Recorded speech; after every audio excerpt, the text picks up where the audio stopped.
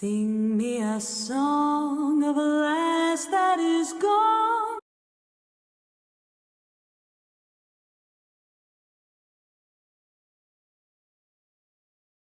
Hello and welcome back to the channel. If you're new here, my name is Kaylee and this video is a video in a video series or a playlist of videos covering the amazing book Go Tell the Bees That I Am Gone, written by Diana Gabaldon.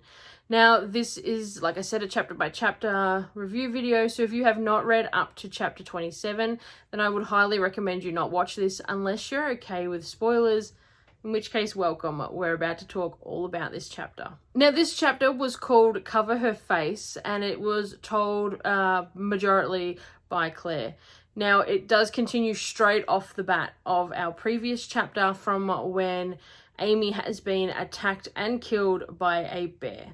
Now, Cover Her Face, the chapter title, is basically about Amy Higgins.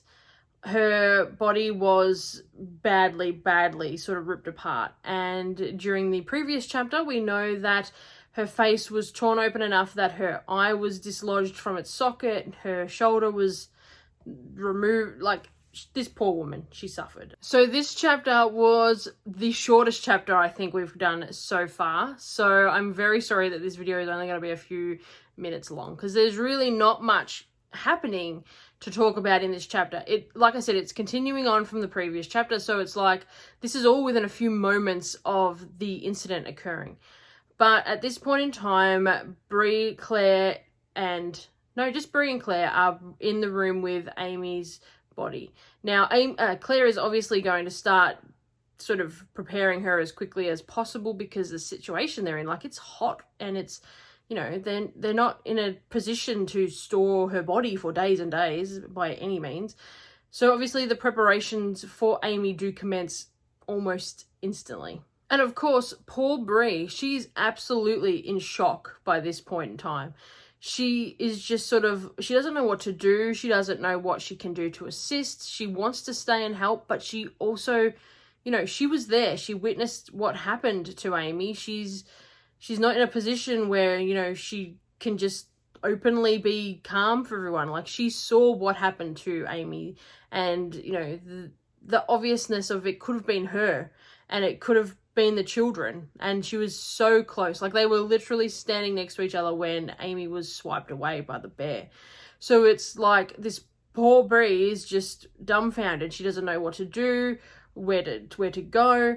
And it's here that Claire is like, you just need to go outside and watch the kids. You just need to go and be with the children. Go and get some fresh air, sit in the sun, just take a moment. Like, you don't need to be in here helping me with her body. You don't need to do any of that. You just need to go and sit with the kids, get the sun and the air. And of course, Bree, being a Frasier, she just wants to help, and she wants to, you know, make sure everybody's okay. But she does take this advice. It does take a little bit of, you know, like, it's go, you need to go. But she does obviously take Claire's advice. It's probably not the smartest thing for Bree to be in that room in that situation at that time. Now, of course, we can't forget poor Aiden, who was also there at the scene, like when Amy was attacked by the bear. He also witnessed everything and saw what happened to her. So he, at this point in time, is then off with Jamie. And Jamie is like, well, we're going to go hunt the bear right now. The bear, you know, while we have an idea of where it is, hopefully it hasn't gone too far, we're going to go and hunt it. And he is absolutely adamant that Aiden must go as well. Obviously, no doubt Jamie would keep Aiden safe, but he's very adamant that Aiden needs to go and hunt the bear with them and just, you know, have that moment of revenge, or not revenge, but, you know, he needs to be there to get that, well, yeah, revenge. It's during this sort of conversation with Jamie that Aiden asks, well, is Bobby coming, or is, you know, stepdad Bobby coming along to go for the hunt? And we realise that Jamie actually doesn't want Bobby to come along on the hunt. He knows that Bobby needs to now stay and take care of the other children that they have, and just sort of, he's going to get in the way. He's not going to be the best sort of person to come hunting for the bear. But, you know, Jamie, he needs to go through the proper things in his own mind, his own, like, rituals, and not his rituals, but he needs to go through his own, you know, the respectful thing is to say to Bobby, well, do you want to come hunting and we'll go get the bear and deal with it? But he has very vocally said he does not want Bobby to come on this hunt. Now, like I said, this chapter was very short, but there was just something about this chapter that I thought wasn't needed.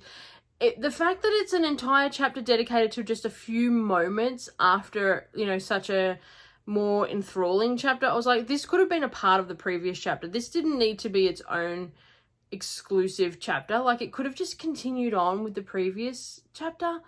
I don't understand what's happening with this book, because I'm noticing a lot of chapters are doing that. It's like the main occurrence has happened and then we just have like, it's like an intermission. It's like a little 5-minute breather if you're going to put the book down for that chapter, and then it's like, okay, we're picking it up with a 3-page chapter that is the exact continuance. That part I'm not a fan of in this book, which maybe it's because I'm doing it like this with the videos, and that's why I'm noticing it more, but I'm definitely picking up that is happening a lot in this book. Is that something that you've noticed, or is it just because I'm doing the videos and I'm sort of not accustomed to it sort of being such a like dominant sort of thing in the chapters, if that makes sense? I'm not doing a good job of this today, guys. I really am not. But I hope you are enjoying the chapter reviews. I would love to see you again in the next video, which will be coming up very, very shortly. So have a great day, and I will see you then. Bye. Sing me a song of a lass that is gone.